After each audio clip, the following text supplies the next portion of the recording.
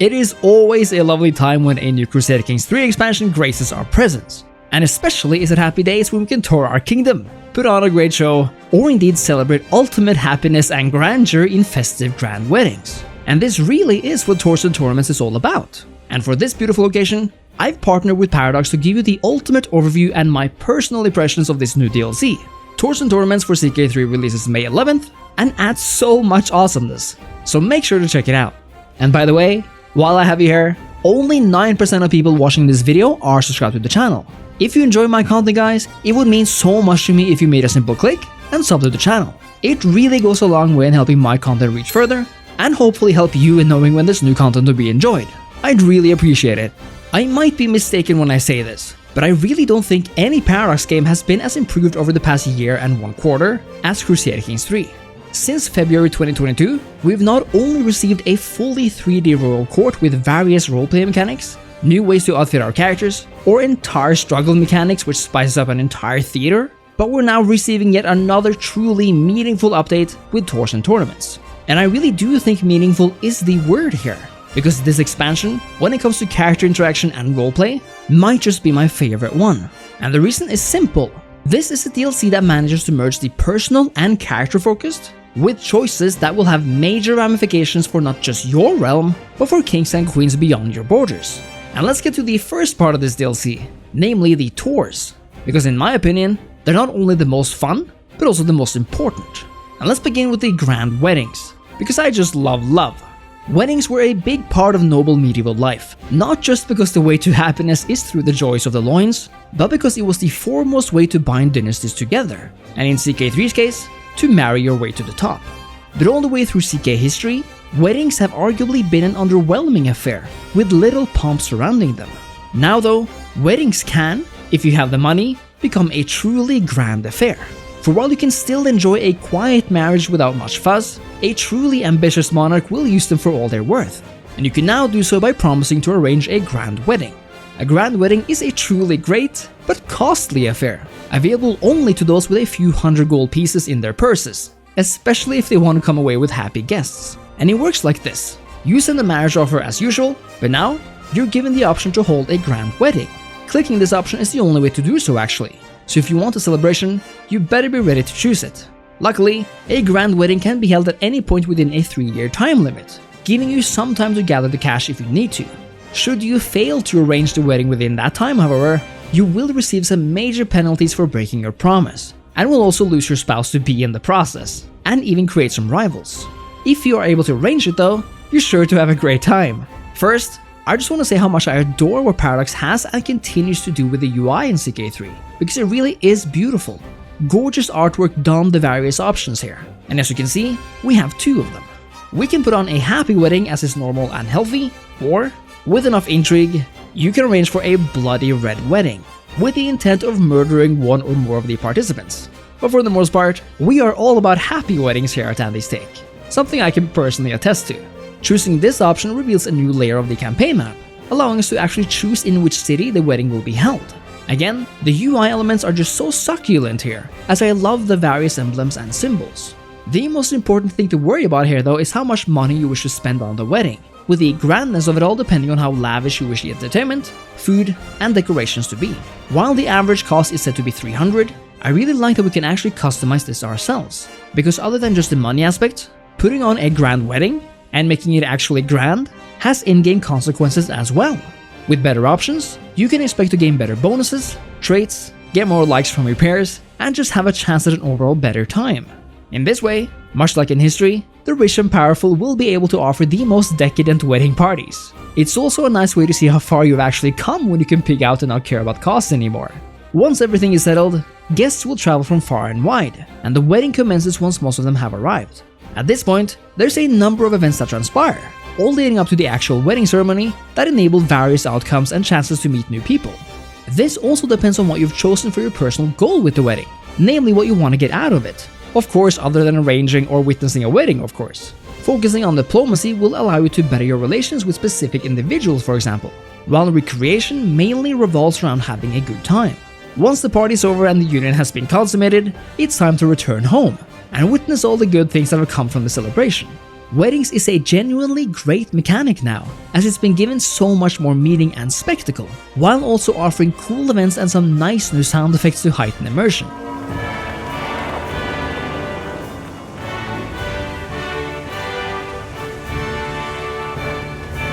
I personally like hosting weddings to commemorate some grand achievement, to roleplay the coming together of the realm when peace has been established, or to make my mark.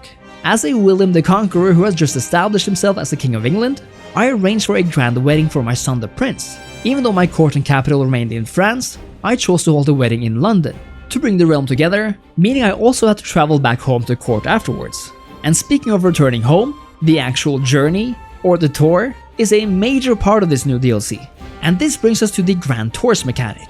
Roleplaying is arguably what Crusader Kings 3 is all about. But in the past, roleplaying as a monarch has mostly been relegated to changing vassal contracts or just tossing people in jail and stripped them of their titles. The royal court helped too, of course, but it still only kept you in one place, in one room even. Now though, actually touring and visiting the various vassals in your realm is paramount to ensuring your authority is maintained, and comes with both opportunities and perils. Much like grand weddings, grand tours cost money, and depending on how grand you want it to be, in this case how large your entourage is, will once again demand a pretty penny. But the best part of the grand tours is that there are more ways to customize this mostly once in a decade journey. You see, not only can you choose for what purpose you are traveling, meaning whether you're going for the prestige and relationship gains, or indeed for intimidation or taxation purposes, you can also choose which vassals you want to visit. You can choose up to 10 vassals on each journey, each one adding a bit of cost to the travel price and the actual length of the tour. Here too, a special overlay map exists, one that beautifully maps the journey you'll take. As you travel and stop at the various locations, events will appear that will give you a chance to interact with both the local lord and the local population. I particularly like the fact that we can demand tribute from each lord as a sign of loyalty, but it's actually up to them whether they'll accept. It's not all doom and gloom if they choose not to though, for that gives you a valid reason to imprison them. To me, the tours are the best part of this whole thing because it really feels like you're finally moving beyond the confines of just being a character in a window. Weddings can of course do the same, like when I moved William the Conqueror from Angiers to London to celebrate his son's wedding. But that was of course a relatively short trip. Tours are something different entirely, and let me tell you how awesome they are. As Harald Fairhair, I had just managed to unite Norway into one kingdom and finally finished dealing out titles. The first order on my agenda was of course to consolidate my rule, and so a grand tour made a lot of sense. I planned my tour, visiting yards from north to south, sampling the local customs, and I even journeyed overseas to my island possessions. What's more is that I was able to decide what I wanted to do for each visit, whether that was partaking in feasts or tour the local countryside. It took more than a year to complete this journey, but once it was over, I really felt as though I had been somewhere, toured the country, and proved once and for all to my vassals who the one true king of Norway was. And it feels really, really great. If you want to tour the entire kingdom, or indeed partake in someone else's activity far away, you might need to consider the dangers of such activities. Dangers might lay in wait on the path, including events, whether on the road, in the mountains, or indeed on the high seas. Good thing then, that we can recruit mercenaries or other helpers to guide us safely through these various biomes, although this will increase your expenses further. Additionally, a major new feature is the new Regency system, which importantly will kick in if you're on a journey. While this is a part of the free patch, it has a major impact on this DLC as well. Essentially, Regencies are now enabled whenever you're far away from the capital, and your designated regent will temporarily assume power. It doesn't end there though, as regents can now vie for power over the throne itself, ultimately attempting to become a king in all but name, and perhaps even king itself. You may give the regent overall orders, but depending on their selflessness or ambitions, they will attempt to thwart you. You can always try to push it back by spending resources, but best to appoint a reliable person as your regent for as long as you can.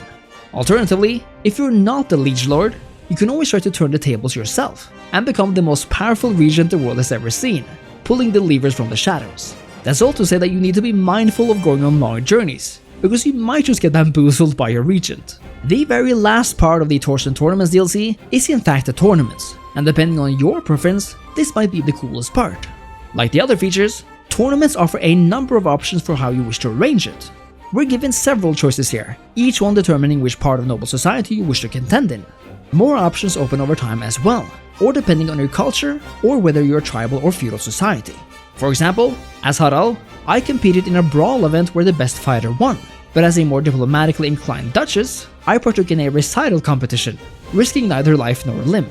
And I also won, so that was nice. This all comes atop a brand new and beautiful UI window, allowing us to tour parts of the tournament grounds over time, as long as the remaining days of the tournament allows for it. Spend time praying for victory in the church, or visit other locations to gain some inside scoops on what's going on, and accomplish your goals once again, depending on your own chosen aim for the activity. Just like the other events, the Grand Tournament is a great way to display the greatness of your realm, and becomes even cooler by the fact that the types of tournaments increases over time. These are the major and best additions to CK3 in tours and tournaments in my opinion, but there's even more here. New knightly accolades allow you to designate special knights with prestigious honors, and you can even have them fight in your stead in certain events like trials by combat. In addition, character armor will now change over time, showing the evolution of Western armor and clothing from the early to the late Middle Ages. Free content coming with the patch includes events like hunts and feasts that have also been specialized and expanded upon, and I love that buildings have also been given more oomph, meaning that they now give you a reduction in prices for such events. And finally, men-at-arms can now be stationed in cities, giving them bonuses to defense in those places, and once more, buildings can amplify the effects of having units garrisoned there. In my opinion, tours and tournaments and the accompanying patch is perhaps the single best piece of CK3 DLC to date. And I've said that before about past DLCs actually, but honestly that's a really good sign, because even though I loved Struggle for Iberia like a lot, it doesn't change up the entire game as much as this expansion does. In fact, no previous DLC is as impactful across the board, and not nearly as fun nor immersive. Tours and Tournaments is a fantastic DLC that plays to the strength of CK3, and honestly, at least for me, expands on a part of the game I didn't even know I needed improved. I love this DLC and feel like it really sets CK3 apart from anything that came before. And if you've wanted more from CK3, this really is it. And so, make sure to check out CK3's Tours and Tournaments already now, or of course when it releases on May 11th for PC.